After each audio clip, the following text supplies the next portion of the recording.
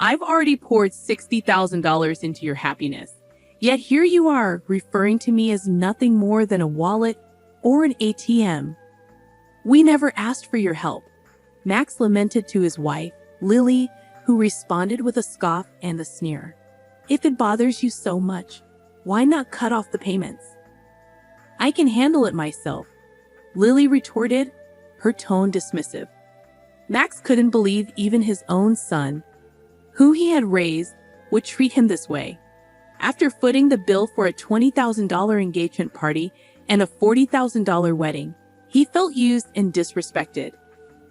They only see me as a cash cow, he thought bitterly. I must have failed as a parent. Well, I won't let them push me around anymore. Max's resolve hardened as he faced his son's threats. I've heard you loud and clear, he replied calmly.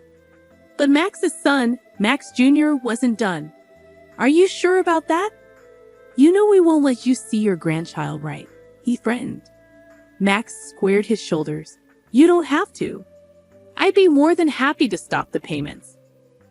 From here on out, it was a steep fall for Max and Lily, who had treated me like a money tree. My name is Chloe. I'm 56 years old, navigating life solo since my husband passed away 12 years ago. Between my job and raising my 2 children, I've always had my hands full. I hold an executive position at a decent company I've been with since before marriage, earning me the label of a career woman in the eyes of the world. The children who were in high school when their father passed have now graduated college and entered the workforce, which brings me some relief. I just hope they'll settle down and start their own family soon. Lost in these musings, I lived alone in the comfortable condominium I once shared with my children. Then one day, Max called, announcing, I want you to meet the woman I plan to marry. Delighted, I agreed. Max, now 28, works as a salesman for a large corporation. Despite his past as a bit of a playboy, it seemed he was finally maturing. On the day of the introduction, Max arrived with his fiancée, Lily. Mom, it's been a while. Meet my fiancée, Lily. It's a pleasure to meet you. I'm eager to get to know you. Max introduced Lily, who worked as a receptionist at his company. She possessed a striking beauty, and I couldn't help but feel proud of my son for finding someone like her. Congratulations to you both. I'm here to support your happiness. I beamed, our conversation flowing smoothly. As we chatted, the topic of their engagement party arose. We're planning to have an engagement party soon, and I need to start making arrangements. Mom, could you cover the $20,000 cost for the party? Max asked. I was taken aback, as I had expected the average cost to be around $10,000. However, seeing their joyous expressions, I couldn't bring myself to refuse. Of course, it's a joyous occasion. I agreed wholeheartedly. Later, my eldest daughter Mia came to visit. Mia, how's work going? The deadline was yesterday, I inquired. I'm managing well, so don't worry, Maya replied. She worked as a manga artist, and though she hadn't yet achieved a major success, she had her own series and was able to make a living from her passion. By the way, Mom, Max is getting married, isn't he? She asked, changing the subject. Yes, he came by the other day with his fiancée, Lily, to introduce her, and they've asked for $20,000 for the engagement party, I explained to Mia. Wow, $20,000 is the hefty sum for sure, Maya remarked. It's not just for the party. Apparently, they're planning to use it for their wedding funds and to give gifts of gratitude. Is that how it works? I questioned. And so, on the day of the engagement party, I handed over the promised $20,000. Lily and her parents looked delighted as they accepted the money. We'll use this to start our new life together, they declared, stashing away the cash. There were no gifts of gratitude as I had expected, but I reassured myself that this was typical of engagement parties. As long as they were happy, it was fine. However, a few days later, Max dropped a bombshell. I want a grand wedding with lots of guests and connections invited, maybe around 250 people. That sounds wonderful, I replied, trying to mask my surprise. And with that, Mom, I'd like to ask you to cover the upfront cost of the wedding, Max said. What? I have to pay? I thought weddings were typically funded by the couple themselves. I responded, feeling a sense of disbelief. I'm counting on you, Mom. It's quite common for parents to cover the wedding expenses. Besides, didn't I contribute a significant amount for the engagement party? Lily's parents aren't in a position to help financially, and I promised to repay you for the wedding gift, Max explained reluctantly. As I opened the bill Max had brought, my shock was palpable. The amount stated was a staggering $40,000. The idea of such an upfront cost made my head spin. Just how extravagant were their wedding plans? Wait a minute, isn't this a bit excessive? Why not plan a wedding within your means? I questioned. It's a once-in-a-lifetime event, and Lily doesn't want to compromise. Besides, don't you want Lily's parents to witness how happy she is? Max countered, leaving me feeling cornered. Feeling pressured, I couldn't bring myself to refuse. All right, it's indeed a joyous once-in-a-lifetime occasion, I conceded.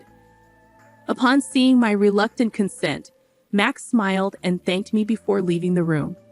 Later, I transferred the hefty upfront cost of $40,000 to the wedding venue.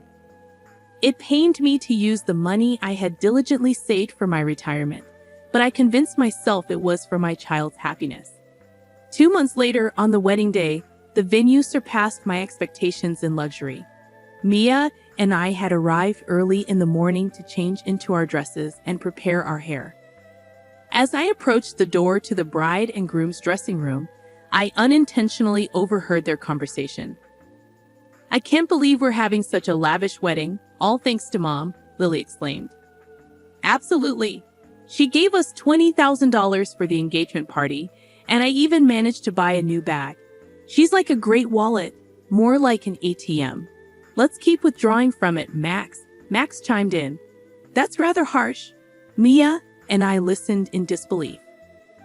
Lily continued gleefully, I bet if we ask her nicely, she'll cover the rest of the wedding costs, right? Of course she will. Leave it to me. Then we can use the wedding gift for a honeymoon trip to Hawaii. And why not bring my parents along? Perhaps we could even buy a high-rise apartment for our new home, Max added enthusiastically. That sounds perfect. Let's get my mother to cover the cost. She does have the money after all, Lily agreed. My hand trembled as I raised it to knock on the door. Sensing my distress, Mia gently led me away. With steady breaths, I squeezed Mia's hand, resting on my shoulder and whispered, Mia, there's something I need you to look into once the ceremony starts. Of course, Mom. Leave it to me. And so, Max and Lily's wedding commenced. As I watched their vows in the chapel and listened to the toasts at the reception, my mind lingered on their earlier conversation. Presenting the groom's mother, Chloe, the MC announced, and as the spotlight fell on me, all I could manage was a bow. Maya returned from her rounds of toasting and joined me. Mom, I checked with Lily's relatives. Both of her parents are perfectly healthy, Maya informed me. That's terrible. We need to address this. I'll stand by you, I assured Mia, as it was time for our first wardrobe change. Lily exited first, followed by Max. Now the groom will make his exit. Accompanying him is his mother, Chloe, who raised him single-handedly. The announcement was made, prompting me to walk down the aisle to meet Max. Max, a little tipsy and in high spirits, declared to the MC's microphone, "This is my amazing mom." Keeping a composed expression, I walked beside Max, exiting the hall, and headed straight to the dressing room where Maya was waiting. Max, there's something I need to discuss with you, Mia began. What is it, sis? Make it quick. I need to change and get back. Max replied curtly as he started to undress. Mia and I exchanged a glance, both unsettled by his demeanor. How could he speak about Mom that way? Huh? You were eavesdropping? Well, whatever, Max shrugged, dismissing Maya's concern, just as Lily entered the room, already in her wedding attire. Mother-in-law, sister-in-law, what's going on? Lily inquired, noticing the tension in the room. Mia confronted Lily. We've discovered that your parents are healthy and have stable jobs. Why are you making our mom foot the bill for everything? What's going on? Lily reacted dramatically, exclaiming, "Oh, was this some sort of sister-in-law bullying? How terrifying."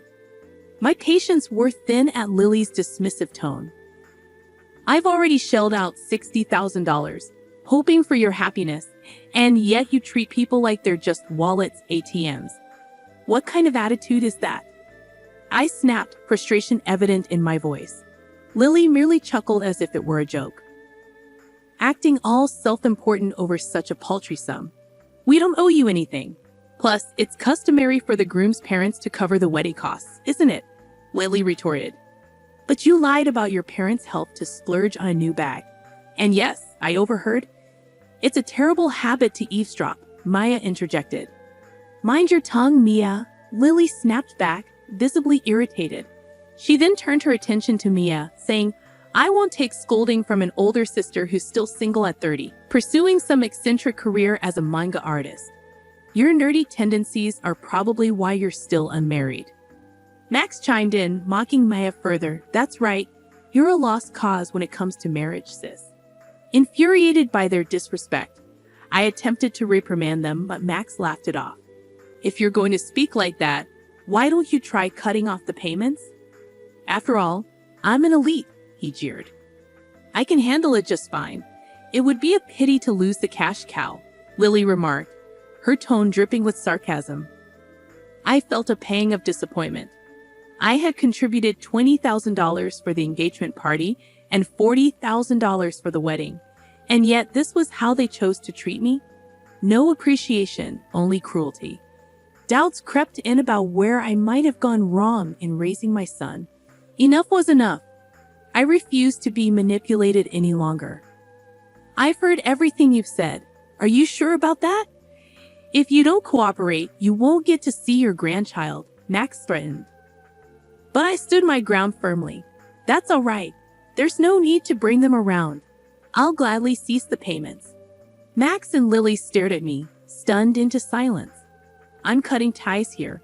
I wish you both the best," I declared as I took Mia's hand, and we made our exit from the venue. The sounds of revelry from the reception echoed in the background as we left. A month later, while enjoying a quiet moment with Mia over tea at home, the intercom buzzed loudly. "Oh, Mom, it's Max. What should we do?" Mia asked. "Let him in, dear," I replied calmly. Max, whom I hadn't seen in a month, appeared at the door looking weary and disheveled. "Why the sudden visit, Max?" I inquired, curious about his unexpected appearance. "Mom, have you received the bill for the wedding venue? Why haven't you paid it yet?" Max questioned. "Oh, the remaining balance, right. It was $45,000. Yes, it arrived, but I don't feel obligated to pay it," I replied. "Don't be like that. We didn't receive many wedding gifts in the end and couldn't cover the bill. Now we're in debt," Maya interjected with a laugh. "From what I gathered at the wedding, it seems you two have gained quite a negative reputation. Max, you've been throwing your weight around at work, taking on careless tasks. And Lily, you've been belittling other women, flaunting your appearance to snag a husband. It's no wonder people were reluctant to give wedding gifts to people like you," I explained, addressing their behavior. "Hey sis, stay out of this," Max snapped, visibly angered. Mia remained composed, responding, "Oh, how intimidating. Yet you mock me for being a failed manga artist or an otaku.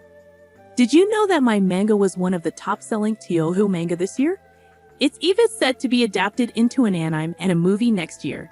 Needless to say, I'm in a much better financial position than you with your debts." Maya revealed her successful career. At that moment, Max's attention was drawn to something. "Hey sis, is that?" "Yes, exactly," Mia confirmed, proudly displaying the ring on her left ring finger. "I'm engaged to my editor. He's a prominent figure at a major publishing house. A real success. So we'll be able to take care of Mom on our own. We don't need your help. We never expected our children to support us. Thank you, Mia. We're planning a wedding, but we'll manage everything ourselves. Mom, you're invited, but Max, you needn't bother," I asserted. Turning to a bewildered Max, I stated firmly, "Do you understand now? Don't bother us again." With Mia by my side, We guided Max towards the front door with determination. "Please, Mom, and you too, sis," Max pleaded. "Ah, I just thought of something. What would you even give us money for?" I interrupted, noticing Max's hopeful expression as he turned around. "I mentioned that director at your wedding. Turns out I didn't realize it at the time, but he's actually a client of my company. It seems you were extending all those undue privileges because of my association. However, I've instructed them to cease such favors," I explained. "I had no idea about this," Max began, but I cut him off. "Please just deal with it yourself. Goodbye," I said firmly. Mia and I escorted Max out and securely locked the door behind him. Max continued to cause a commotion outside, but after some time of ignoring him, the noise eventually subsided. A year has passed since that incident. Immediately afterward, I made the decision to sell the house to prevent any future visits from Max and Lily. I purchased an apartment with elderly services, ensuring a comfortable living environment for my old age.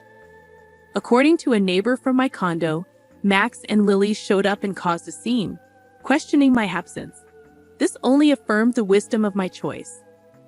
As for Max and Lily, they'd abandoned their aspirations for a luxury high-rise apartment and now reside in a cramped space. Max, it appears, faced demotion following a review of his actions. Perhaps wounded by the loss of his elite status, Max's behavior has only worsened over time. It's surprising he hasn't been terminated from his job yet. Lily, who quit her job upon marriage, continued her extravagant spending for a while, but their finances quickly dwindled. Despite their debts, Lily's lavish habits remain unchanged, and her parents persistently demand money. Allegedly, they argue daily. I can only hope that they come to understand the value of hard-earned money and learn to appreciate those around them. However, that might be too much to ask of them. Thankfully, I still maintain a close bond with Mia. Her husband is a kind-hearted man who treats me with great respect, and they are expecting a baby. I eagerly anticipate spoiling my beloved daughter and grandchild. The thought of their arrival motivates me to keep going every day.